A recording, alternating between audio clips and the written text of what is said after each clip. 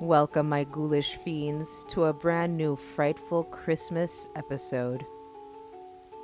You know the drill by now. Grab your favorite hot beverage, turn off your lights, get cozy, and listen to these creepy, true stories.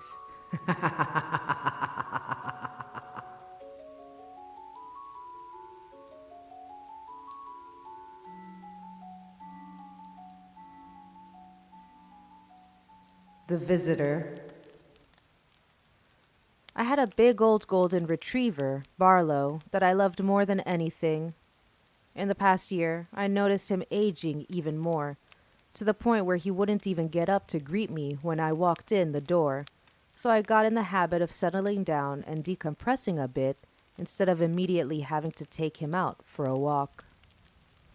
One evening, I got home from work and it was already dark because it was that time of winter when it gets dark in the late afternoon. I didn't turn the lights on because, frankly, it had been a long day and I just wanted to fall on the couch for a few minutes and relax before starting my night. As I lay in the quiet, I heard Barlow shuffling around and saw his outline shuffling on the other side of the room. I called for him, but he just got really still and didn't come. I shrugged it off and went into the kitchen to get a glass of water before going to my bedroom where I planned to change into some sweats and take Barlow for a walk. When I flicked the lights on, I saw Barlow in a deep sleep on my bed. There was no way he would have gotten back in there and slept without me noticing. To this day, I don't know what was crawling around on all fours in my living room, but I know it wasn't Barlow. The woman in the kitchen. Growing up, I always had a bad feeling in my childhood home, and I never liked to be alone there, ever. I didn't actually have any bad experiences, and so when I grew up, I assumed the bad feeling was just a kid thing.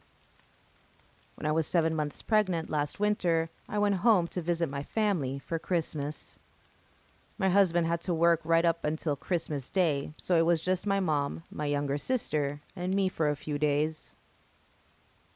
One afternoon, my mom told me she was running to the grocery store. Being 7 months pregnant, I decided to just lay on the couch in the living room, and soon I dozed off. When I woke up, it had gotten dark, and since the kitchen light was on behind me, I could see a bit of the kitchen reflected in the window I faced as I lay on the couch. There was a woman walking around, and I assumed it was my sister, but I couldn't see clearly. I wasn't afraid at that moment, and I was about to open my mouth and tell my sister to come over because the baby was kicking, but I had an overwhelming feeling like I should be quiet and go back to sleep. A while later, I woke up again as my mom flicked on the lights and started putting groceries away. I saw my sister walking in the door with grocery bags in her hands and made a comment about her waking me up from my nap. They looked confused, and my sister told me she'd decided to go with my mom to the grocery store. The body in the lake. My cousin and I went swimming at the lake in our town like we'd done hundreds of times over the years. It was a sunny day, and we were having a great time laughing and treating water and catching up. All of a sudden, my cousin gets this weird look on her face and says she thinks a big fish swam into her leg because something slippery and solid brushed past her ankle. This freaked us out enough that we decided to go sit on the beach and tan for a while. About an hour later, we were still at the beach when we heard some people talking loudly and some kids screaming. We got up and walked over to where a crowd of people had gathered on a rocky section of beach about 20 yards from the sandy part we'd been swimming in. A decaying human body had washed up there and gotten stuck behind a partially submerged log that jutted out from the shore. We read in the newspaper later that it was the body of an older man who'd gone missing a week earlier. They think he went for a swim at night by himself and drowned. To this day, my cousin insists his body is what touched her leg in the water that day. She says it was soft, and when she went to kick it away, it seemed bigger and more solid than a fish, like nothing she'd ever felt in a lake before. He was going to take her. I had to babysit my cousin one Saturday, so I decided to take her to the mall. She was 7 at the time and obsessed with this store that sells little girl clothes and accessories. She wanted to spend hours in there looking and touching everything. I was really bored, so I was just kind of following her around and playing on my phone. At some point, I looked up and realized I had lost track of her. I quickly walked around the entire store and finally found her at a display near the door, talking to a middle-aged man who was crouched down and joking around with her. It seemed like he was telling her a funny story because she was smiling too. As I was watching, he stood up and grabbed her hand and started walking with her out the door. I walked up to them and asked my cousin if she knew who he was. I could tell instantly I'd interrupted something. The color drained out of this guy's face, and his genuine smile turned into a really nervous, fake-looking one. He said I was just going to help this little girl find her mother. But I knew from his reaction he'd been up to something sinister, and I'd caught him just in time. I grabbed my cousin's hand and marched her away and reported the man to mall security, who lamely said they'd keep a lookout. I had a long conversation with my cousin about strangers and made sure she understood she was never to go off with someone she didn't know, even if they said they knew her family. He didn't know I was there. I was in a public restroom in a mall, and I'd pick an out-of-the-way one so I had some privacy to do my business.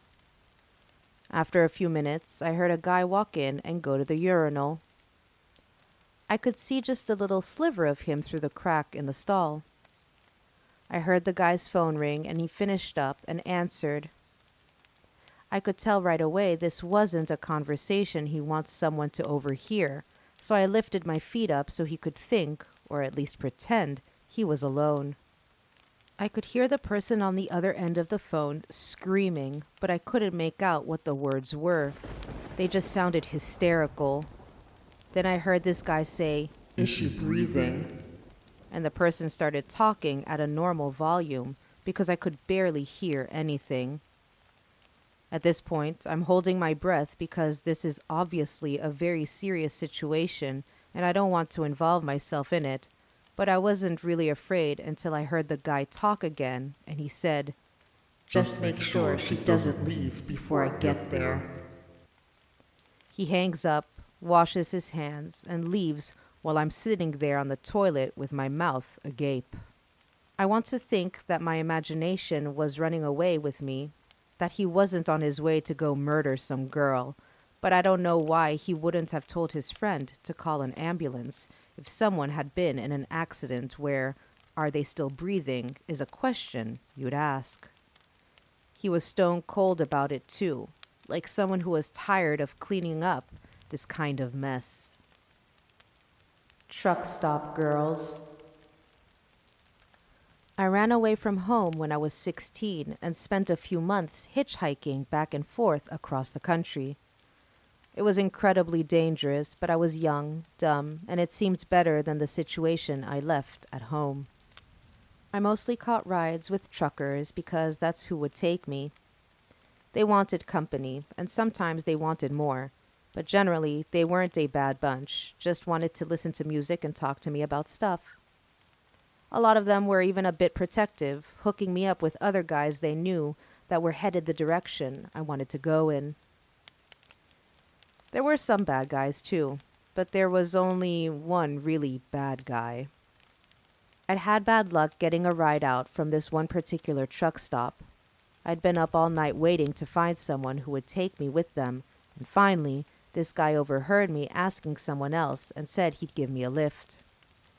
I had a bad feeling immediately, but I felt like the decision was already made, and I'd had bad feelings before which turned out to be okay rides. We weren't even a few miles down the road when he started to seriously creep me out. He started lecturing me how unsafe it was for a young girl to be out on her own. He said things like, "These truck stop girls, they go missing, and no one notices for months or years. It's almost like it doesn't count." I tried to be polite and thank him for his advice, but internally I was freaking out and wondering how soon I could ask him to let me out without making him angry. Eventually, I made up a story and asked if I can get out because I'm having my womanly time and wanted to make an adjustment. I told him I could just hitch another ride after I had time to take care of my hygiene. I hope this whole conversation put the possibility of raping me far out of his mind. He pulled over on the side of the road near a cornfield, and I got ready to get out, but he controls the locks, and my door is still locked. He looked at me in the eyes, reached over me, and manually unlocked the door and said, "Run away, little girl." I scrambled down to the ground and ran as fast as I could ever remember running for a few minutes in sheer terror. I have no idea if he chased me or not, but when I came to my senses, I just kind of sank to the ground in the middle of the cornfield and got into the fetal position and tried not to make any noise. I listened and didn't hear anyone coming, but I spent the better part of a night there, too scared to move.